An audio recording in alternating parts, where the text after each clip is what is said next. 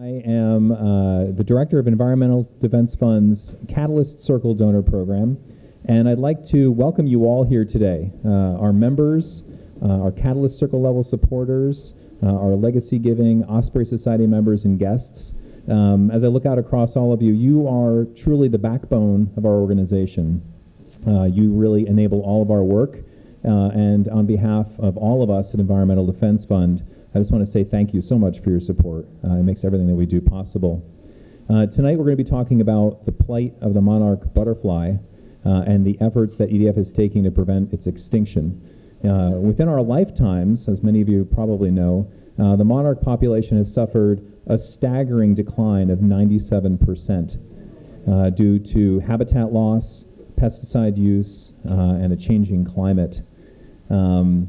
And here to walk us through the challenges and what EDF is doing about it, we have Eric Holst, our Associate Vice President for our Working Lands Program, and Dan Kaiser, Director of our Western Conservation Strategies. Yep. Great guys. We're really lucky to have them. And we will, they'll be speaking for about 20 to 25 minutes. If you've been to these events, you know that we like to leave the lion's share of our time for your very good questions because you are enthusiastic and have intelligent questions. So we'll leave about 40 minutes for those questions.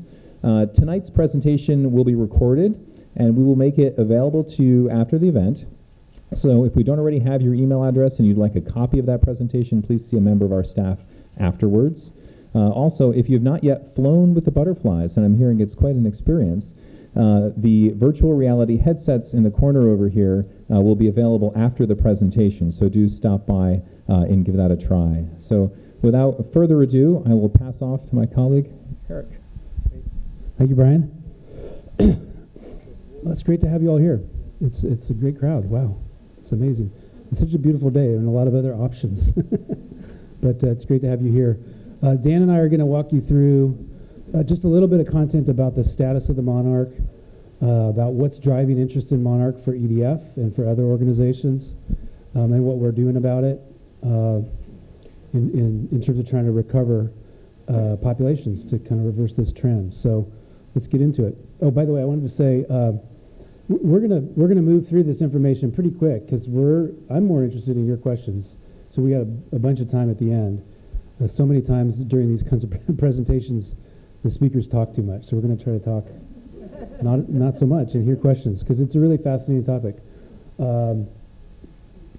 I'm interested in how we can turn the population decline around. I'm also really interested in why the monarch drives so much attention. Like, why did 100 people show up tonight on one of the most beautiful days of the year to learn about this?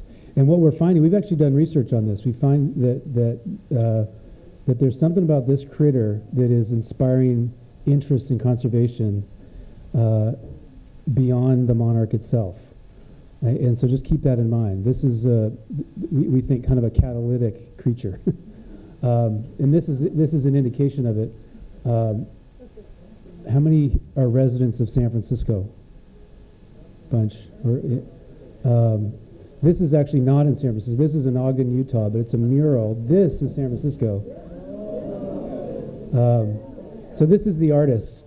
Her name is Jan Kim, and she's been doing a series of these monarch murals in 3 or 4 places across. I mean, it's just spectacular, right? And this is at the corner, so if you're from San Francisco or nearby, it's at the corner of Hyde and O'Farrell in the Tenderloin. She did, yeah.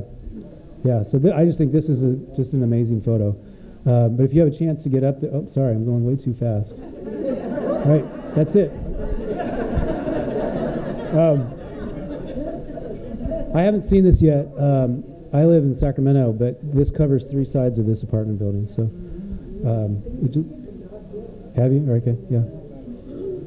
Yeah.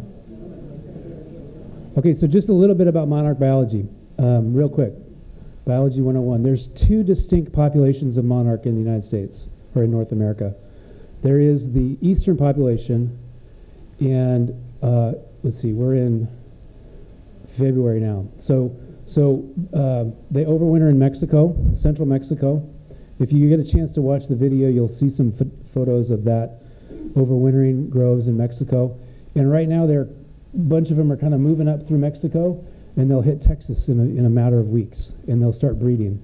So they have this unique life cycle where they have this lengthy migration back to Mexico. They spend the winter storing up energy, feeding a little bit, just kind of hanging out because the temperature is ideal. And then they breed and reproduce in the U.S. and in southern Canada. And that population is quite large. It's in decline, but it's quite large. The second population is here in the West Coast. And many of you who have visited the overwintering groves along the coast in Santa Cruz and Pacific Grove and Capitola. We have a couple friends here who came up from Capitola. It turns out that the climate in Capitola is identical to the climate here in the mountains of central Mexico. And so the Monarch have, over time, geologic time, figured out that those are kind of good places to spend the winter, and then they migrate out. So it's a unique butterfly in this lengthy migration. So Dan is going to dig into the population here on the West Coast.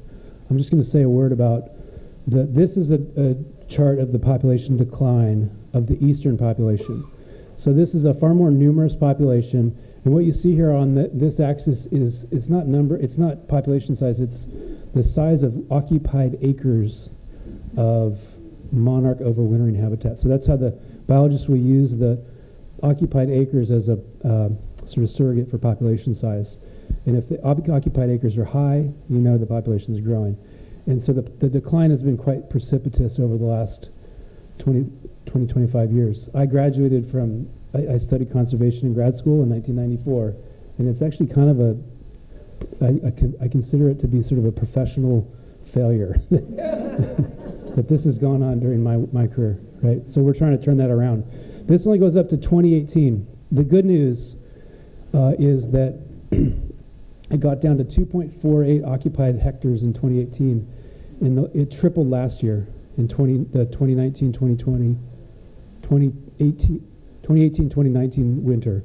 So it was up to 6 occupied hectares last year, and the numbers aren't out for this year, but we think they're about the same, right? So there is invertebrates have flashy populations, and so if things are going well, if the climate's right, the breeding territory is in good shape, they can go up. So there's hope. So you guys know these guys.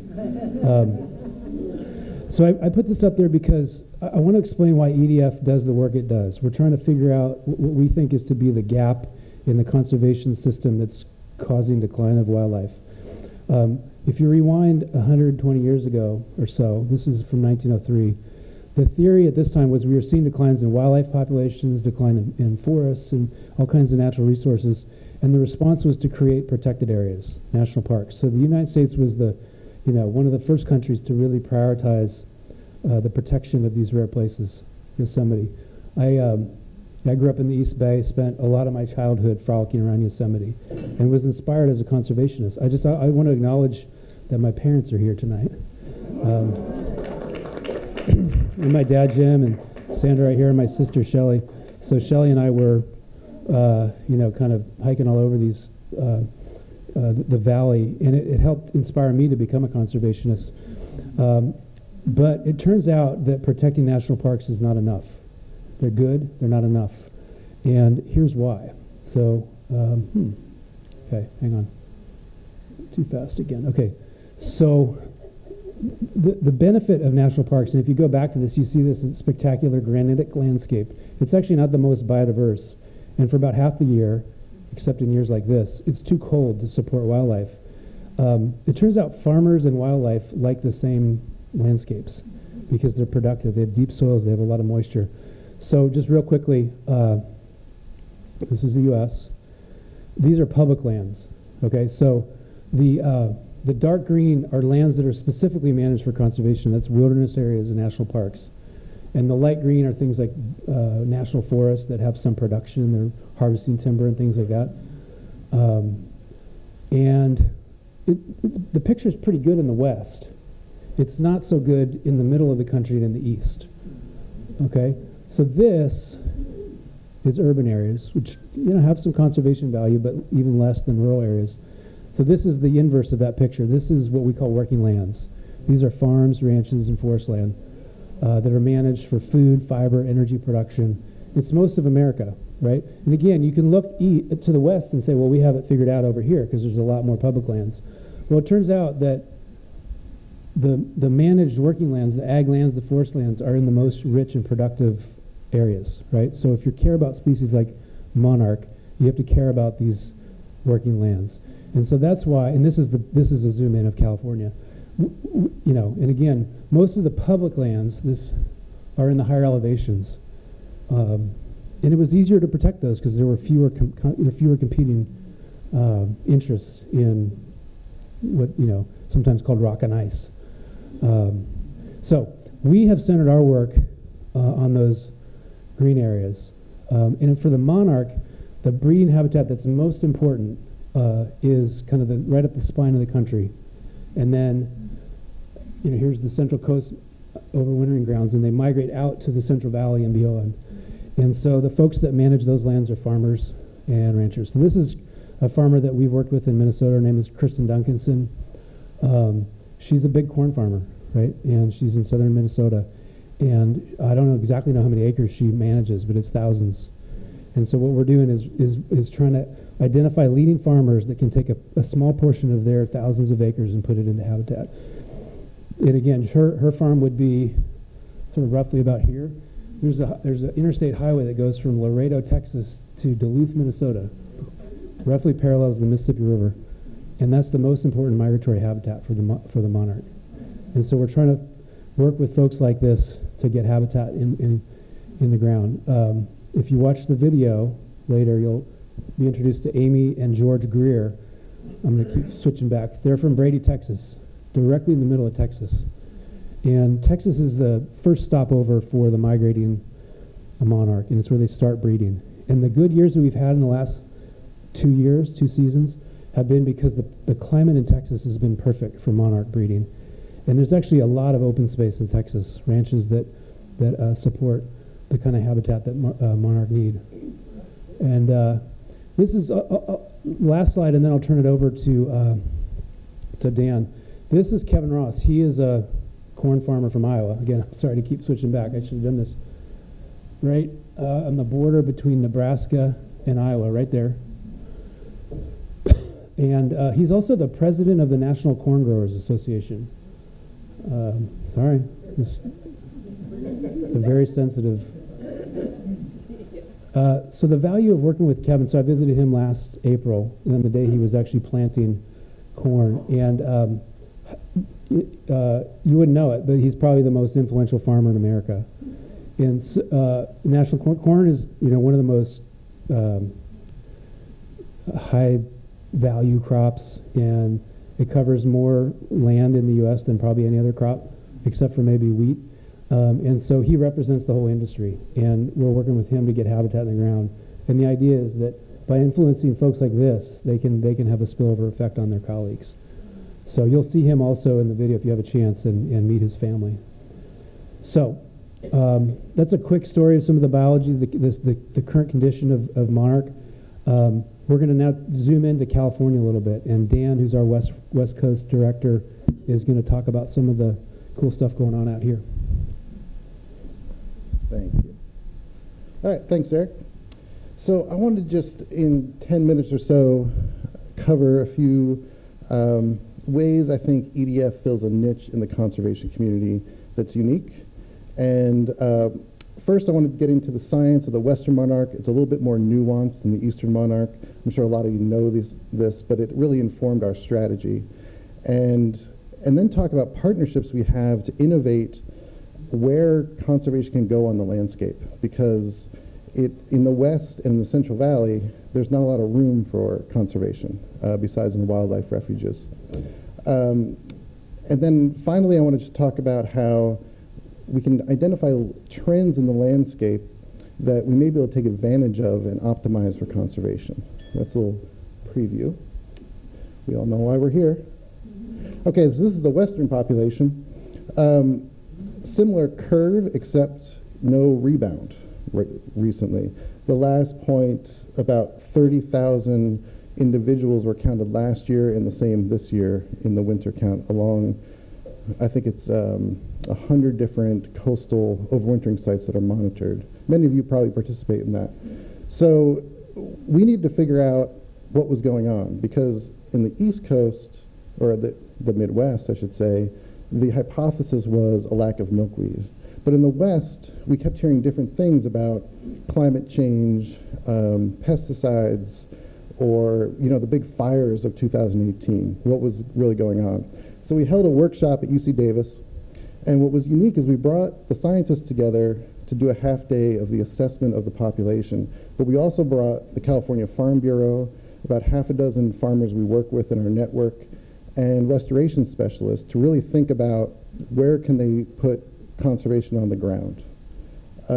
What we learned was it's complex. For climate change, think about early spring like we have now. The signal's going to those butterflies on the coast saying it's time to migrate, but the plants are not grown up enough to feed them, and the milkweed's not grown up enough to take care of their first breeding opportunity as they move into the Central Valley. And so, what can we do about that? We can identify some early emerging milkweed species and try and get those on the landscape, but that's a gap that is really hard to strategize around because it's affecting so many different species. The other thing is definitely pesticides came in, but there was also this gap. It seemed like even butterflies that made it to the edge of their migratory route were not making it back to the coast. And so this idea that we've lost so much native vegetation and so much diversity of native vegetation that there's no food to fuel their migration back to the overwintering ground. And so we came out of that workshop saying what we need is a network of native vegetation that blooms throughout the year, interconnected throughout their migratory range. Excuse me. Oh, that's the one that you told me not to push. Okay, so you're not supposed to dissect this, but this is from Dr. Matt Forrester from the University of Nevada at Reno. And he works with Art Shapiro at UC Davis. They've been doing 50 years of butterfly monitoring along Interstate 80 corridor. Basically, every butterfly that they're monitoring is in decline. And the range, from 40 to 80% decline. And so their take-home point was, don't just go promote milkweed on the landscape. Rebuild the natural infrastructure that keeps our insect populations that can rebound our insect populations and allow them to thrive. And so we really took that to heart. Once more time. So the other part of our approach, I just want to mention, because we do ground our work in science, is habitat quantification tools. And we've developed these for about half a dozen species. And what it is about measuring the quality of habitat. So we need a tool that when we go out to a site, we can tell how good that habitat is, how much diversity there is in native plants, when they're blooming, and how much diversity and abundance there is of milkweed. And that way we can track all of our restoration across the landscape and make sure our best methodologies are really taking hold.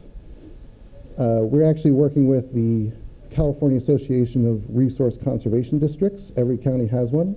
They do hundreds of hedgerows and different kind of pollinator projects to actually use this tool to track their projects. And then we have about a dozen farmers in the Central Valley just doing pilot projects, figuring out where they could put hedgerows, how to establish plants, how to manage for weeds. There's milkweed in particular can be very finicky, and a lot of invasive species of grasses really overcompete with milkweed. So they're great partners just to really ground our work in the field. And this is actually Hedgerow Farms, a native plant nursery in Knights Landing. And we work with them on trials of milkweed, so different species of milkweed, how to establish them, and really they're our main supplier of seeds, so we want to know their experience and how to put that in the field. So this is an inviting picture. This is kind of the first partnership in innovation that I want to discuss. And as you may know, in the Central Valley, orchards are kind of taking over the landscape. A lot of the traditional row crops are leaving and orchards are going in. This is a new pecan orchard actually getting established. And though a lot of orchard floors are managed to be bare, sterile surfaces, there are some growers experimenting with cover crops. The problem is they'll put in a cover crop of clover that's alive for a month and fixes nitrogen, which is great for their crop, but then that's it. It's a single-purpose cover crop. And so we talked with botanists, soil microbiologists, integrated pest management experts about why can't we diversify cover crops and actually serve agronomic purposes and habitat purposes. And a lot of cold calling. I actually used to work in advertising, in cold calling, so I'm really good at it. And I finally found a cooperative extension agent that works with a pecan grower who had tried clover cover crops and just is an open-minded visionary grower. So they put us in touch, and we decided to try diverse cover crops with native plants in a pecan orchard of 325 acres. What's great about pecans, I think I have this is just the same site about a month later where it's still no habitat value, some weeds, that's it. This was Ben King's farm, the farmer I mentioned, and there's some clover, but a lot of like weedy grass. What's great is that pecans are widely spaced, so sunlight reaches the floor. They have some pest pressure. Aphids are a problem, but it's not as intense as some of the other tree nuts, and so there's an opportunity for biological pest control, which is really important. And they're actually a native tree to North America, and so I think they're a little more resistant to some of the fluctuations of climate. So we secured a $500,000 grant. We put in 8 different native species on all 325 acres, and we've got integrated pest management experts monitoring for insects. They're not only monitoring for the pollinators we want to support, but for beneficial insects that control aphids. So we can actually reduce the amount of pesticide that's used on the site. We are working with USDA and soil microbiologists to do a full DNA analysis of the soil microbiome. And you know, the soil microbiome is just like your gut microbiome. It's the immune system for the orchard. So if we can show agronomic value to diverse cover crops, we can get these farmers to adopt this more aggressively. So we're really excited. This just went in 2 months ago, and we're going to be monitoring for 3 years and hopefully have annual reports that we can post online and really tell you how it goes. That's just a month later, but it's still just clover and grass, so we're hoping it's much more diverse this year. This is Ben, and that's Lauren Hale and her colleague at USDA, the soil microbiologist, and then his orchard manager. Oh, I wanted to go right back. Okay, so this brings us to our next partnership. Not pictured here, the National Center for Appropriate Technologies are integrated pest management experts. They also work with underserved farming communities, Latino and Hmong farmers particularly. And they had mentioned, like, hey, we're getting a lot of questions from these farmers about what can they do for pollinators and monarchs, but they don't want to participate in government programs. I think the government agencies are doing a good job of outreach, but they're just still reluctant to do that. So we gave them some funds to do about 10 projects with these farmers. We're providing all the free plant material. They're getting volunteer labor. And then we have a fellow that's come in to really sit down and interview them and talk about what drives your motivation for conservation and what can the NGO community do that the government maybe can't do to really facilitate more conservation on those farms. So we're very excited about that, but we're about a month into that process. Okay, and this is a little non-traditional program that we started in our office, actually, and it just shows that there's always an opportunity to increase biodiversity and conservation, even when you're not really looking for it. And this is a program that targets golf courses. So there's a trend in golf courses to take turf out of the ground and replace it with native grasses. It saves money, it saves water, there's pressure on the industry. The problem is they'll put, again, just like the cover crop example, one species in of grass, barely any habitat value. And so we approached an organization called Audubon International and said, hey, they certify golf courses for environmental management. Why don't we start a program for the Monarch and see if superintendents will take it upon themselves to implement the conservation practices. So with $5,000 from Eric, we got enough seed and some signs to sign up the first 20 golf courses as an experiment. The USGA got interested, National Fish and Wildlife Foundation put in some money, and it just accelerated without much effort on our part. And now we have 650 golf courses doing over 900 acres of habitat restoration around the country. I have a ton of pictures because superintendents send me pictures all the time. But this is the first project we did actually in Marin County. Reason I wanted to show some of these pictures is that we provide $500–600 worth of supplies to the golf course, right? Some recognition, some technical assistance. They've reported up to $50,000 of labor, worth of labor hours used to implement the project and maintain the project. So we can really leverage our investment by just giving them something that's inspiring and they feel part of the community. We built a website where you can see all the participating golf courses, and they post to Instagram and Facebook. So it really just energized a community that I feel like was untapped for this purpose. The other reason I love this program is because I golf. No. The other reason I love this program is that we work so much on private farms and ranches that the public never gets to come see the project, right? We don't invite groups like you out to a farm to see things, but tens of thousands of rounds of golf are played every year on each golf course. And so some of those folks their only exposure to nature may be their round of golf. But we can actually meet them where they are, talk about, they see biodiversity, they talk to their superintendent and their general manager, and who knows what they do when they come back and garden or, even contribute to more biodiversity efforts. So that's an ongoing program. And a few more beautiful pictures.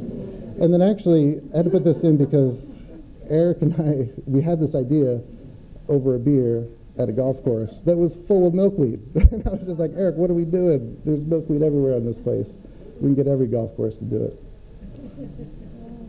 And then finally, I know the first question is what can I do or what can you do to help the Monarch? And I think most of you are probably avid gardeners, and if you have a small garden, your native plant nursery that's in your local town or county can help you design a nice garden full of native species. If there's local milkweed available, great. But I wouldn't stress about that. It's more about a collection of native species that bloom throughout the season. That's really going to bring back insect biodiversity. And then if you have a property that's over 20 acres, we work to pass a $3 million fund for monarch and pollinator restoration, and every RCD has access to those funds to provide cost share for larger projects, and they can provide funds for seed as well as technical assistance, and they work with volunteers to do the labor. So contact your local RCD if that's of interest to you. And if there are large projects you'd like to just talk to me about one-on-one, I'd be happy to do it. So I think we're going to move into, here are our California native milkweeds, in case you're wondering. Narrowleaf, showy, and California milkweed. California milkweed is the earliest blooming, but it's very hard to find. So if you can find it, plant it, please. And so I think we'll go into our, I'll leave that up, Q&A section of the program. And Brigitte, and Brian maybe has a couple words. Nope, before that. Nothing great to say. Just to say, we are going to do some question and answer, and Brigitte and Monica in the back will be circulating with 2 microphones. Monica's over there, Brigitte's in the back. And when you ask your question, if you could state your name, that'd be very helpful for us as well. So, questions, and then there's one in the back Monica will take. Hi, my name is Susan Ford. I was wondering what relationship you have with the California Native Plants Society, because I've worked with them here in the city and they seem to have a really good handle on planting diverse plants. Yeah. I mean, they're probably the leading organization for understanding what needs to be done in terms of native habitat. So exactly what Dan was talking about, having this sort of diverse mix of species appropriate to that site, that would be the organization that I would go to find that kind of technical advice.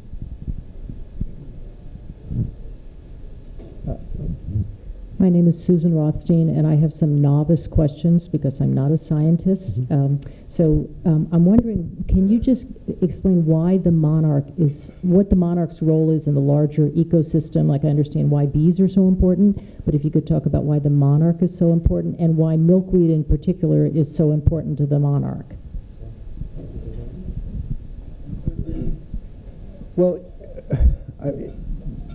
I mean, it's interesting because I think it's important to society more than it is ecologically or economically important to our ecosystem. You know, it's a big butterfly that's a little bit clumsy. It's not the best pollinator. You know, it needs a big, sturdy flower. I think it's more the story and the inspiration that it provides, because I think we did a little bit of an analysis, and it was like, we asked members to send in their monarch stories, you know, and it was like the fact that it was fragile, but also incredibly sturdy in that it can make this huge migration. That's still a little bit of a mystery how multiple generations can still make it back. So, you know, I don't think. Oh, sure. So the generational thing. So we'll start in the winter, either on the coast or in Mexico. In the spring, the first generation leaves, and then every about 6 or 7 weeks, they breed and reproduce, and a new generation continues the migration. So that happens until the fall, and there's a signal from the climate to head back to the overwintering site. But this is 5 generations later, and that generation then stops reproducing. They actually go diapause. I think it's reproductive diapause, where they turn off their reproductive organs, which gives them more energy, they live longer, and they make it all the way back to the overwintering ground. Once they're the overwintering ground, they spend all winter hanging in the tree, and then they only reproduce once the spring hits, and then that cycle starts all over again.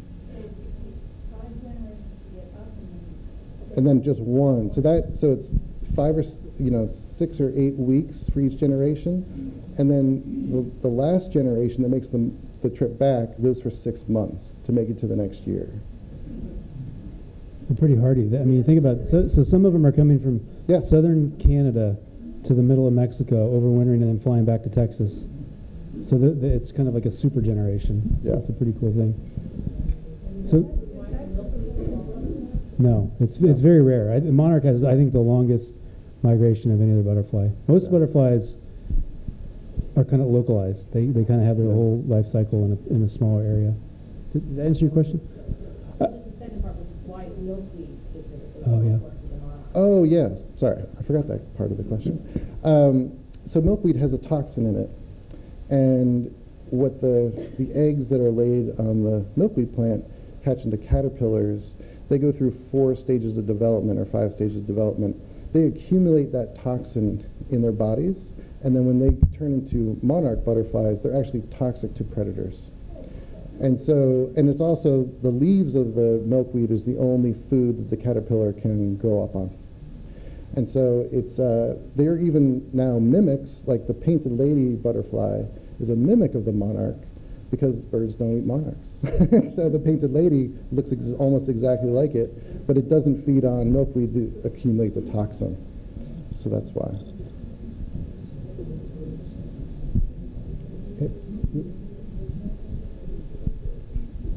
Hi, my name is Randy Gutierrez. How do you measure the monarch butterfly? How do you count them? Oh, I went down to, you've been to the overwintering site in Mexico. Yeah. You used to take that one. Well, okay, so in Mexico, they cluster in a very tight area, and scientists can measure the occupied acreage. So when I showed that chart of the population decline, the x-axis was hectares of occupied habitat, and so they've developed models that project the number of individuals in an occupied hectare, and it's just kind of simple arithmetic. So as the size of the occupied acreage grows, they can run the model and project the population size. In California, it's a little bit differently because the overwintering grounds are more dispersed. They're spread out across the Central Coast, and a lot of that is done with volunteer. They do a Thanksgiving and a Christmas count where volunteers will literally go out and. Has anybody participated in the Central Coast count? Do you count individuals? Is it accurate? You might have a tree in an area. Yeah. They will count that little area. Yeah. All animals. Exactly. So it's a lot of it's based on models.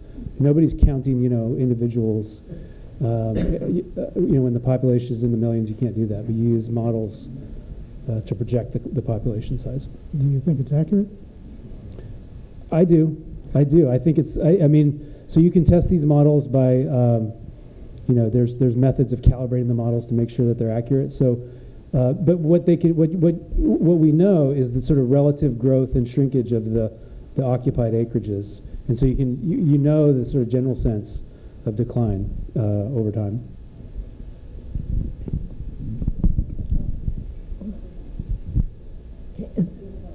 Okay.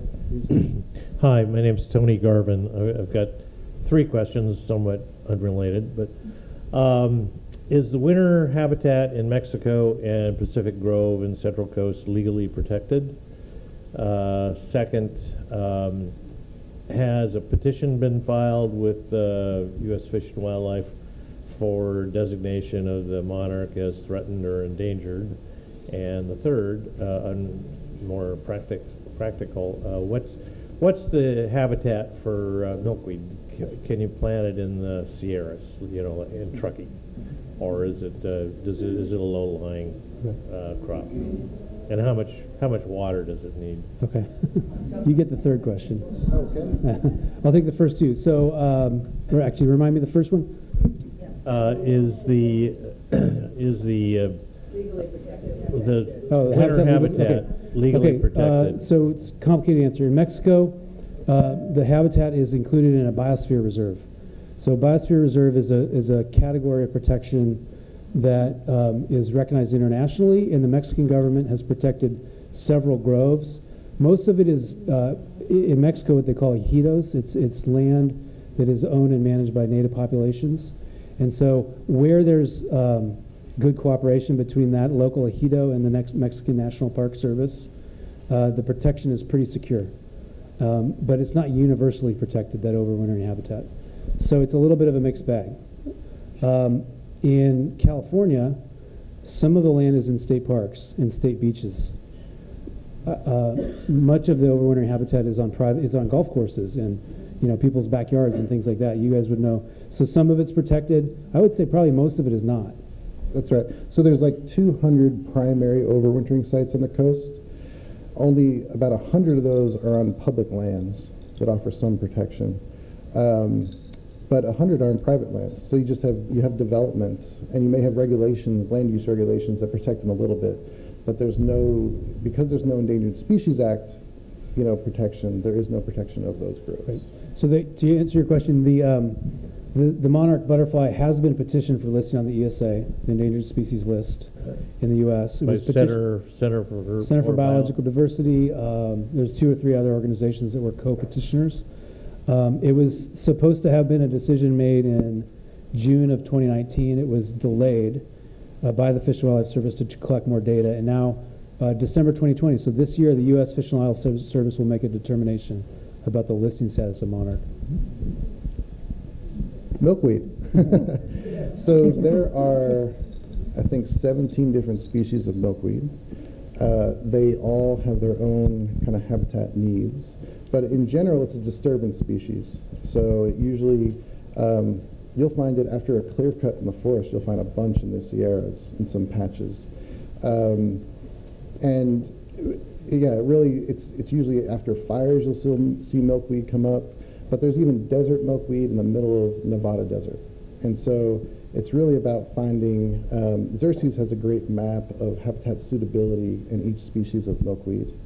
But if you get the appropriate species, it's about, you may have to irrigate them for, a couple of years and control the weeds.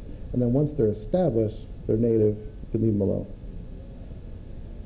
But it does take, it's not, this first year after planting doesn't look amazing. And so it's usually, they say like 3 years until it's a self-sustaining kind of community of native plants that you don't have to you really tend to very, very much. Will Cal Fire let you plant your land with them? Well, a lot of the milkweeds are just coming up naturally, like after fires.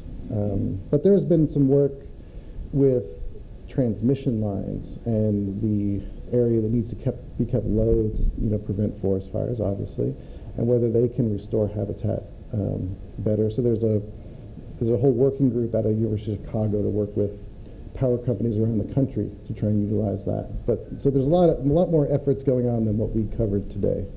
Yeah. Hi, my name is Rosalinda Quintanar, and I was wondering, I feel good now listening to you because I've read some reports, I don't know how scientific they are, that you might actually harm the population if you pick the wrong milkweed. But it seems to me that you're saying that it really, there isn't that much risk, right? No, I'm not saying that. There is, you have to choose the milkweed that's native to your area, to your region. And if you do that, then there's no harm to the butterfly. What happened was a tropical milkweed that has much lower in the toxin that protects them from predators has been distributed throughout the country. And the belief is that, one, it doesn't go dormant as often, and so it doesn't have the same kind of signal to the butterfly to migrate.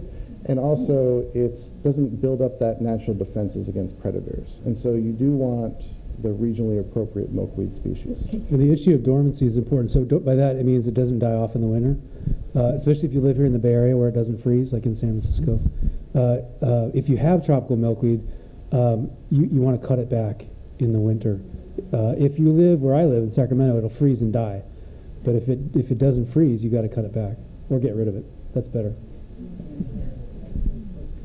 Hi, I'm Zara Murin, and I've got a two-part question. The first, I want to ask if there's any progress. I gather that Roundup has been a reason for the loss of milkweed in our agriculture because while corn is now genetically modified to withstand it, milkweed's not. So is there any progress of any sort to deal with that problem? Then for myself, a practical question, because having gathered this 3 years ago, I tried to grow, I bought some seed of the narrow-leaved milkweed, tried it in my vegetable garden, and got a wonderful crop initially of babies that started into caterpillars, and then heart-rendingly, I lost them, and I never figured out what it was. I protected them with netting, ultimately binding at the bottom to try and preserve the last few, and ultimately I brought the very last ones inside and fed them the narrow-leaved, and then released them outside. So, those two questions. Okay. So do you Roundup? Okay. So Roundup is an herbicide. You're probably all familiar with most of the corn and soy in America, which is typically grown in the middle of the country. Is much of it, like 90% of the seeds planted now, have built-in resistance to Roundup. So you can apply Roundup on top of a cornfield or a soy field that is resistant, and it kills everything except for the target species, the corn or soy. So it's been a problem for Monarch, and this is kind of an interesting case. If you rewind 30 years when the populations were high, some of the most productive milkweed plants were in the middle of cornfields. So it was a weed, basically. It was a native weed. And the speculation is that Monarch, their signal for identifying a milkweed plant, it's easier to find it in a background of corn than it is in the background of native forest or grassland. So effectively what we have, and a large reason for the decline, is that those sort of incidental weedy milkweed in the middle of corn and soy fields are effectively gone. They don't exist anymore. So it's an interesting case. Like, do you blame a farmer for getting rid of that weed? Yeah. I mean, it's a big GMO crops, yeah. right. So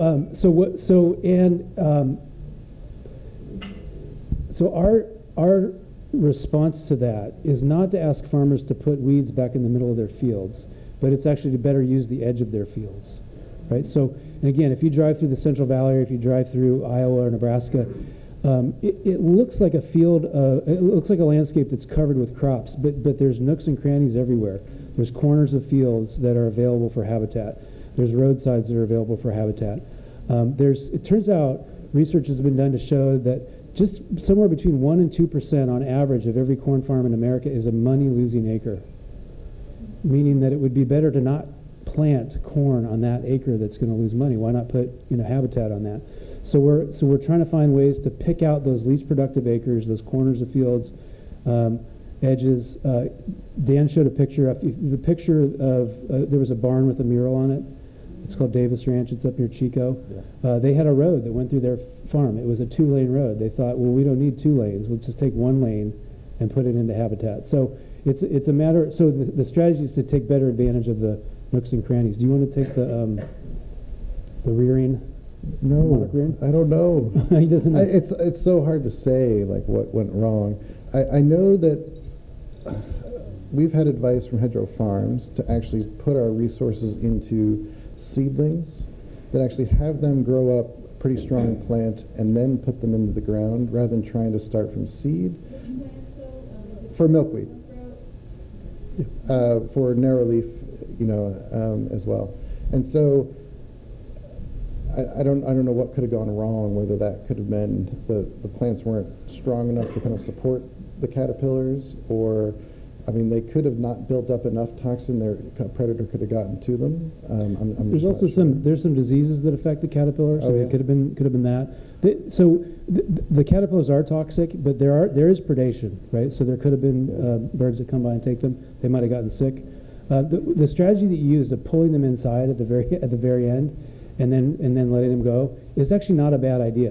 What you should avoid is like buying Monarch off the internet, because that's a sort of genetically depauperate population. But if you find wild caterpillars and bring them inside and then release them, it's not perfect, but it's a better choice than letting them die.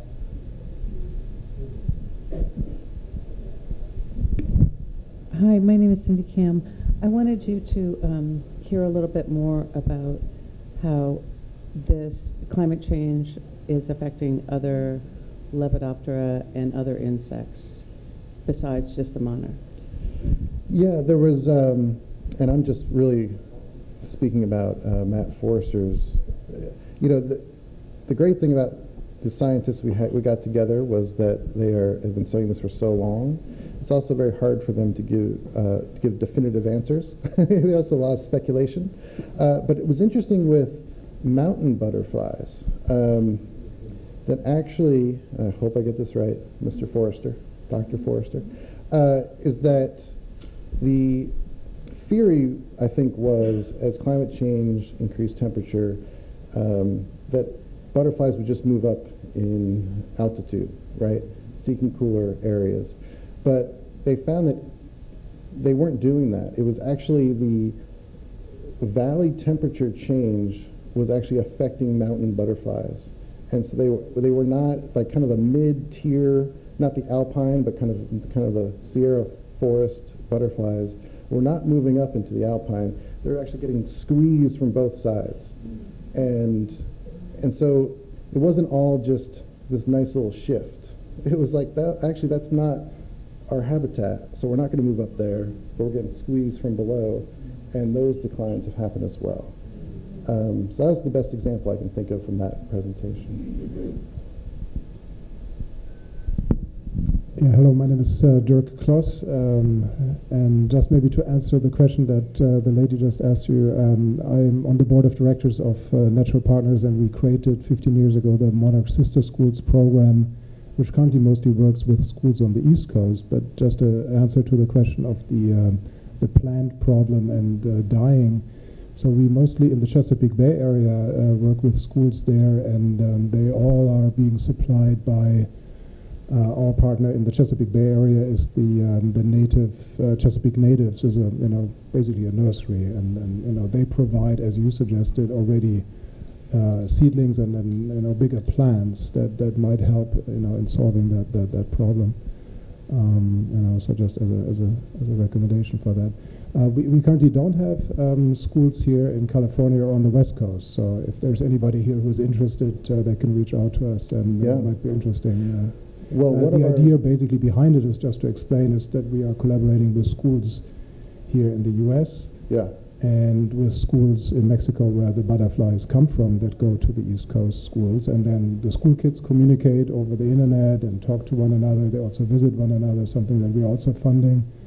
And then we help them create school gardens that they are planting along the migration path of those 5 or so generations of monarchs, trying to help them get there and then hopefully back.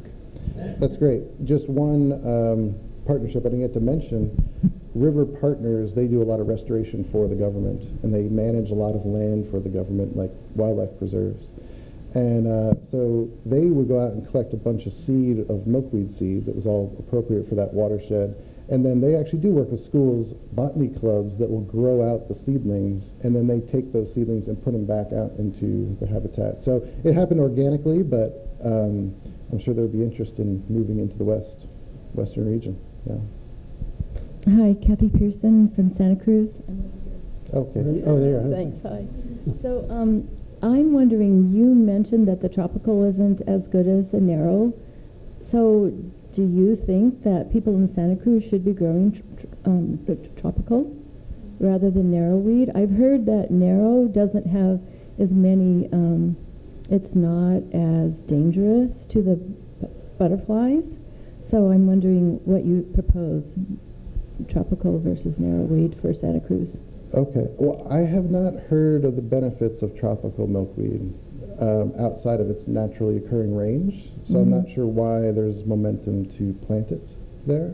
Well, the nurseries are selling it, so this is something that I could do. I could go to all the nurseries and tell them what the most important thing is and put it in the newspaper and really educate people about that, which is really important to me. So, I think the most direct information is probably from Xerces Society on kind of the harm that tropical milkweed can do to interrupt the migration. The other thing, I don't want to start a controversy, but it's a little, they also recommend not planting milkweed within 5 miles of an active overwintering nesting site, because they want the butterflies to actually make that first leap to get out from the coast. And so if you can think about it like a little buffer along the coast of not too long, just, about 5 miles, it'd actually be better to put in native plants and maybe hold off on milkweed so they actually go search for it and get going on their migration. okay, so the second question is, in Mexico, a lot of the cartels, we're having problem with them trying to lumber where the butterflies are migrating to. What should we do about that? He's the cartel guy. Well, and I don't know, actually, there was in the news in the last month or two, there was, you may have read 2 monarch conservation guides from the overwintering grounds in Mexico were murdered. And it was a really sad story. I was down there last February, and just got a flavor for the kind of passion that folks in that geography have for the monarch, and creates a lot of jobs as guides, and there's some sort of a vigorous ecotourism economy there that didn't exist 20 or 30 years ago, so it's really important. It's an impossible question to answer in terms of what we can do about the cartels specifically, but I can say that any support we can give to the Mexican federal government to help strengthen the protections of that biosphere reserve would be critical. Now, EDF has an office in Mexico City, and we have been lightly collaborating with some of the local organizations in Mexico. It's work that we hope to expand over time, if we can, to provide more support. It's a case where, look, this is a species that is not going to thrive without cooperation throughout North America. So it's sort of a model species for figuring out some of these problems that are obviously much larger than the monarch. So in Santa Cruz at Natural Bridges State Park, we've been collecting the eggs and we've been washing them with a 10% of chlorine or whatever. And we're looking at the eggs under the microscope, and we're trying to wash them until there's no OE on the eggs. So is that something that you would agree with? You know, I'm not an expert in I don't know, honestly. So I would say we can follow up with you and check with some of our kind of, life cycle experts at the universities. Okay. But I just don't know if that addresses the problem. What is the... It's a parasite parasite. that basically it's a parasite, and then the butterfly can't make its migration because it's too weak. So we've been monitoring the butterflies, testing them, looking at the OE under the microscope, and then keeping those butterflies in cages without letting them go and letting the healthy butterflies go. Let me say one thing too. I think it's amazing what we can do in gardens and what we can do near the coast. It's critical, and it actually helps elevate public attention. Another thing that you can do, especially if you're down in Santa Cruz, is your assembly member Stone. He authored a bill in 2018, which was the Monarch and Pollinator Rescue Fund. It created a $3 million fund, which actually paid for the orchard work that Dan described. So, in addition to what you're doing on site and planting milkweed and washing eggs and things like that, call your member and say thank you for that bill. It was a $3 million one-time allocation from the state budget. It needs to be reallocated because there's a lot more work to be done. So, and a lot of that work is some of that money is going into the coast to protect the groves. But as we're emphasizing here, the ultimate success of the monarch is going to depend on both protecting the overwintering grounds, but also the breeding grounds, which are much more extensive. Okay. I have Norm Howell here. I have a different sort of question here. I have a problem that I'm hoping you can help me find a solution to. I have some land that needs to be developed and put into use. I live just east of Lake Elizabeth in Fremont, and there's an abandoned railroad track back behind me, and there is land there that is open. I've been keeping the weeds down for fire use, but I'd like to plant it into flower plants of all kinds for all kinds of butterflies, as well as a milkweed, as well as monarch. The other one is that just beyond that, BART bought up land when they extended to Warm Springs, and they have a nature area, environmental mitigation area, which was a seasonal wetland, but they dug it down and put a pond in, so we have another lake just by Lake Elizabeth there. But on the shoulders of it, they have planted all kinds of shrubs, willows, and so on like that.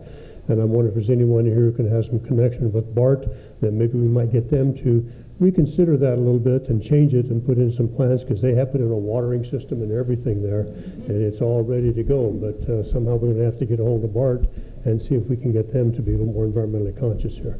So if anybody can do that, BART employees here? I need some help. I mean, I'd say one thing, which is that as we've gotten into this work, I found that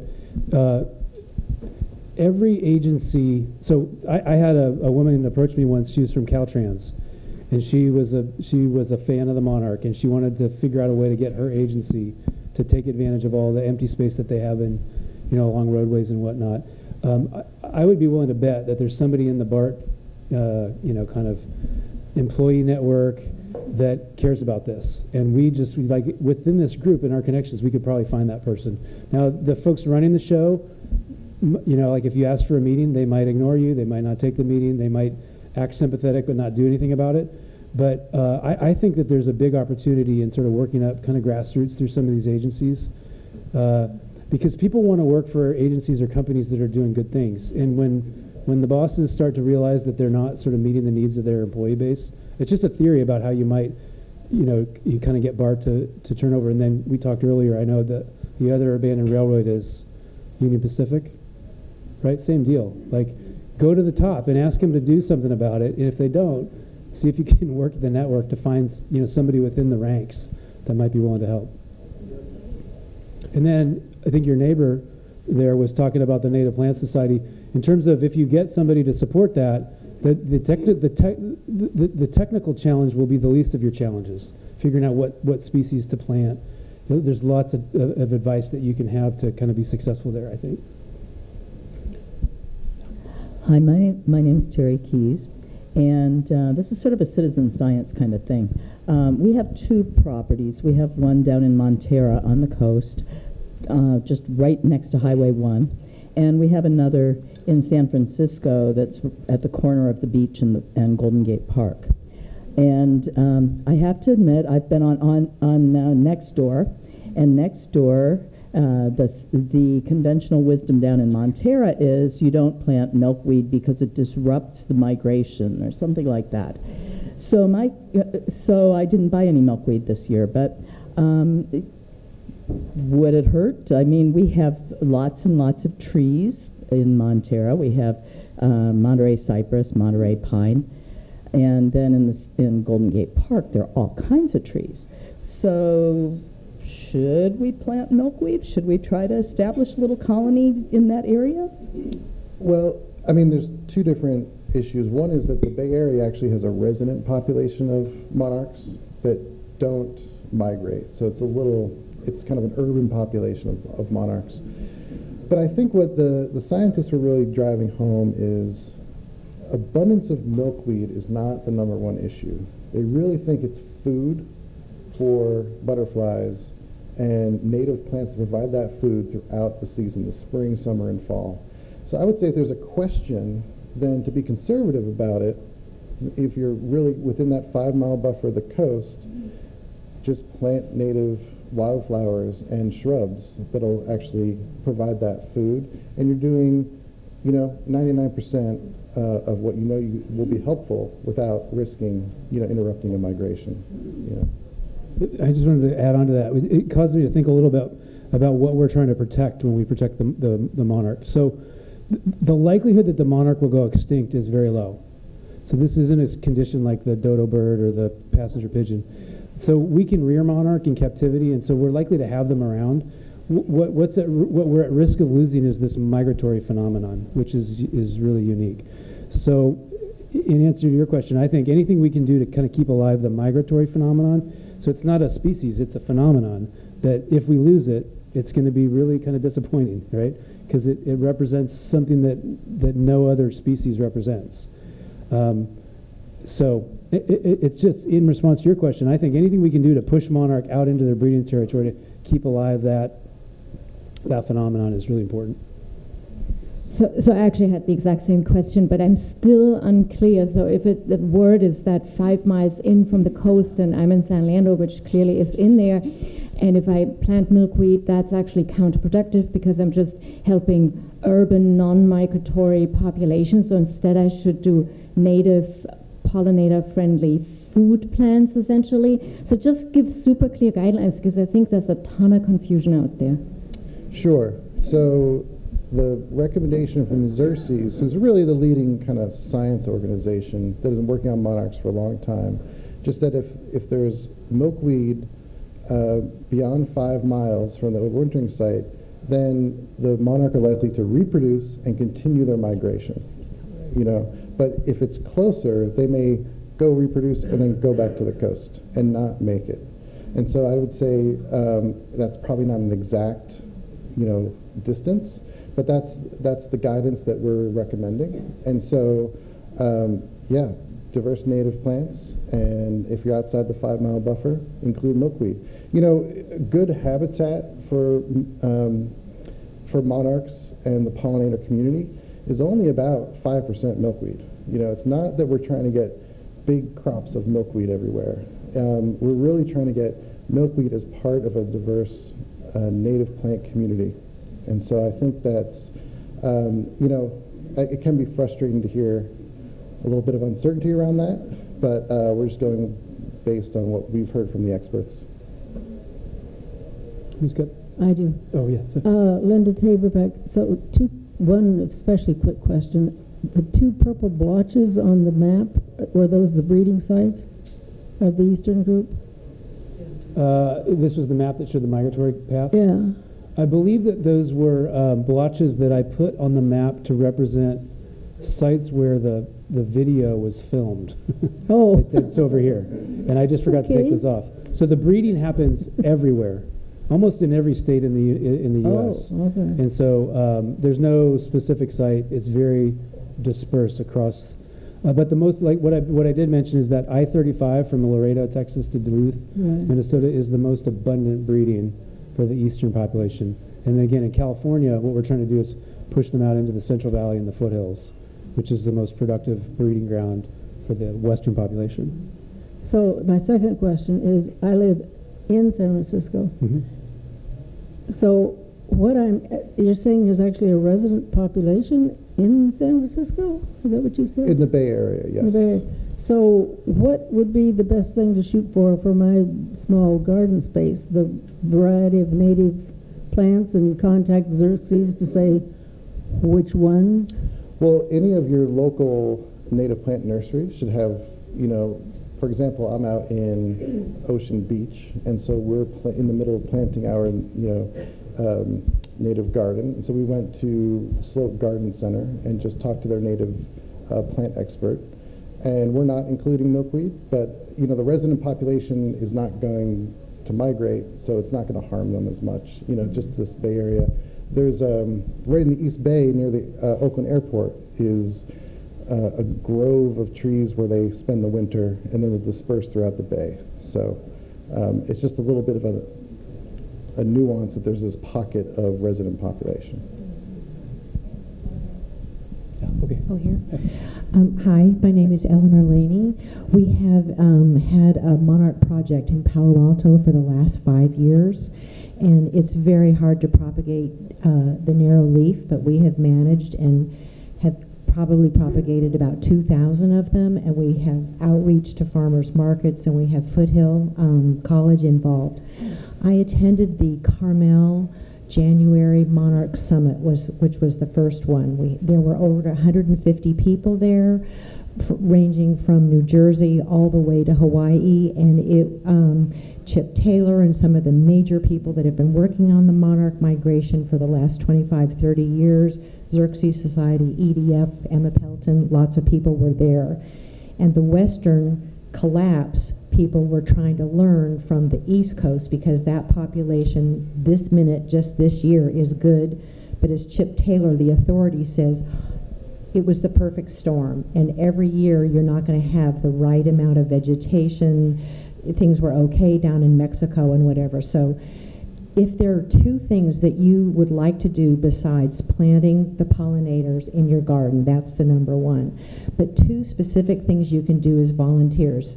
I think that the other young man mentioned about the counting of it's called the Thanksgiving Western Monarch Count, and you get trained over at Ardenwood. And part of the reason that we know why there's like 28,000 as opposed to 1 million, in the 80s of monarchs in the West, is because there are so many volunteers now that are going to all of the overwintering sites and are accurately counting more, and the numbers are down terribly. That is something, it's called being a citizen scientist, and you can volunteer to be trained and to do this, and it will help the California ones so much. The other thing that a lot of people don't know about that was just told to us in Carmel in January is there's a new project called the Monarch Mystery. And we have overwintering, and our overwintering sites are really getting corrupted because a lot of the old eucalyptus trees that, remember, came over 250 years, they're dying out, and people are panicked about the limbs dropping and whatever, and so there's big controversy between the monarch supporters and the people that want to take them down. But the key is they don't know once the migration starts along the coast. We have actually, I think originally it was 400 overwintering sites, and we have what's called the Goldilocks Climate, which is just like in Michoacan. It's the perfect temperature. We've got the water and the vegetation. Eucalyptus grows in the winter, so it's an automatic source of nectar that those overwintering butterflies can get and then get back to their cluster. But what our scientists don't know is once the migration starts, when it warms up and the blue light changes and their sexual organs come alive and they mate, They don't know where the monarchs go from our overwintering sites. So if you're interested, go online, and it's called Monarch Mystery. And if you see any monarchs between now and like the summer, you register them on a website called iNaturalist. But if you go online, there are so many things that you can do, but probably the most important thing is planting pollinator plants. Oh, and there was one thing, somebody asking about the milkweed. Ariocarpa is a great milkweed for the Sierra foothills. I have a lot of it, and it's not appropriate for the San Francisco Peninsula, so if you come and find me, I'll mail my packets to you. One other thing about, sorry, but I do know a lot about this because I'm fascinated with it, but the other thing about the tropical milkweed, that there is controversy, and it's sort of like we can't beat the big box stores. They make lots of money by selling the cursivasica. It's called the Mexican milkweed. So it's like if you can't beat them, you have to join them. And the way that we can join them is by educating everybody to do just what you said, which is from December, because our monarchs are all flying in to their sites all the way until November, is cut down your tropical milkweed. It wants to grow back. Keep it cut down. And then the good thing about tropical is it will be there when our other native tropical milkweeds have not, sprouted yet. One of the important reasons for cutting it down is this virus that he talked about. On the tropical leaves, 30% of monarchs have this virus on their wings, and when they alight on the milkweed, those viruses are on their scales and it drops on the leaves. And so if then another monarch comes along and lays her eggs there, those developing babies in their 5 instars will eat the leaves that have that OE virus on it. So if you're cutting back your tropical, it means that during the winter, all those spores, the virus spores, die because, of course, they're not going to last on the native ones. And then you've got fresh, pure leaves for the monarch. Anyway, sorry to take so much time, Thank you. but wanted to share it.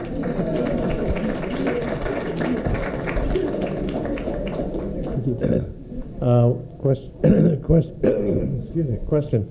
I know this is a monarch event, but does EDF work on other species of butterflies like checker spot and others that are, endangered or rare? Well, I feel like we're working on the native insect community in California through our project, because it's about, 156 different endemic butterflies to California, and we're trying to develop a strategy that's going to help all of them.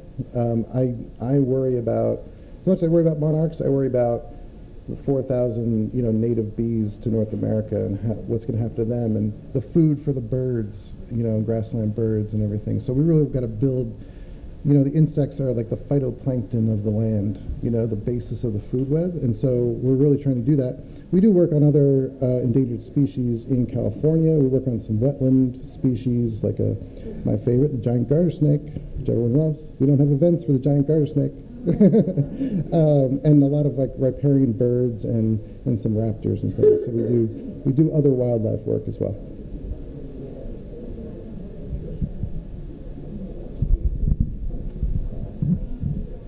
What a great segue.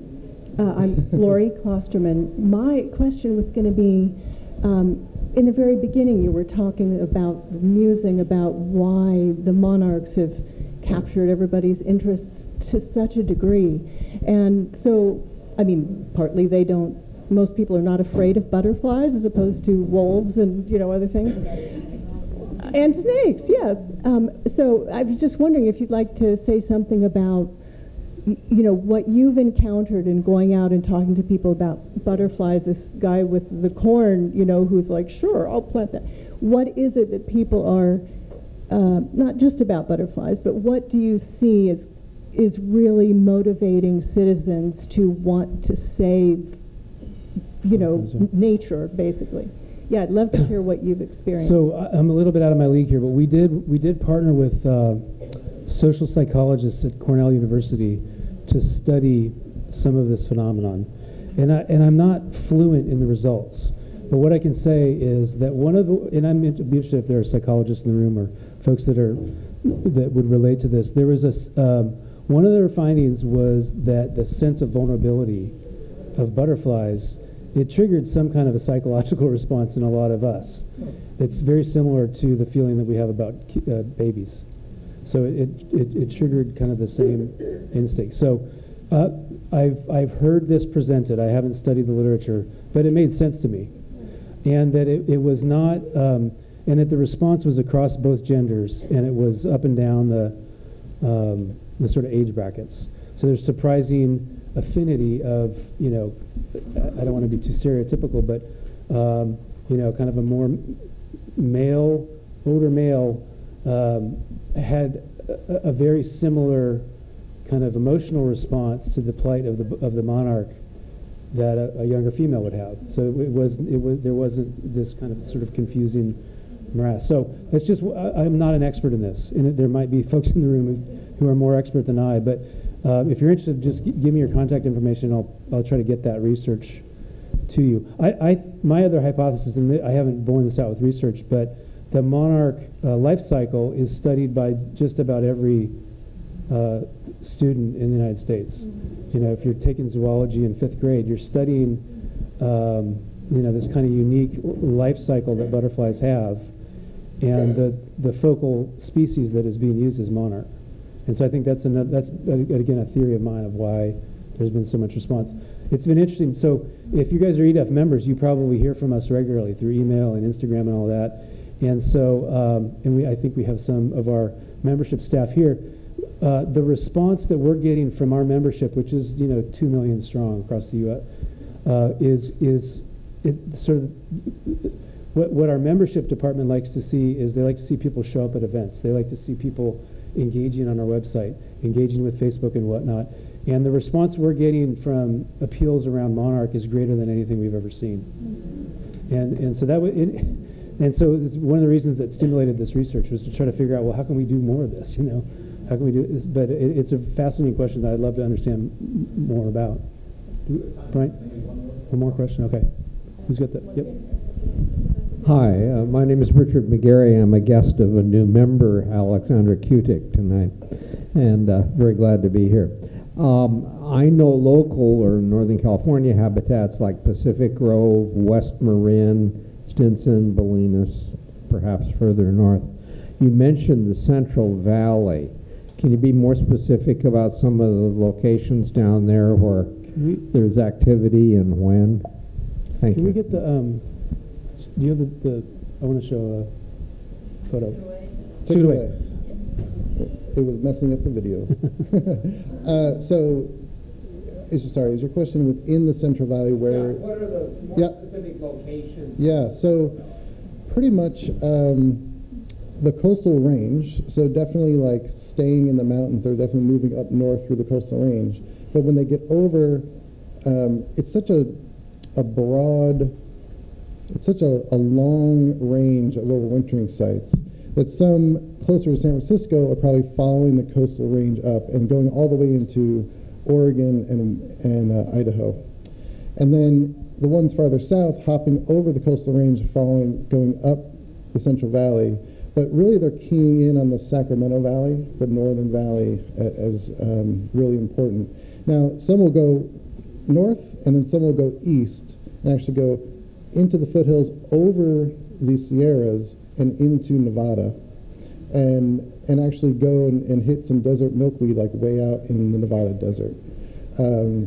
So yeah, you can actually find collections of monarchs, on the rim trail of Lake Tahoe, in the summer as they migrate over. So it's pretty broad. Yeah. So I think that's about all the time we have for questions right now. I want to say a big thanks to Eric and Dan for all their expertise.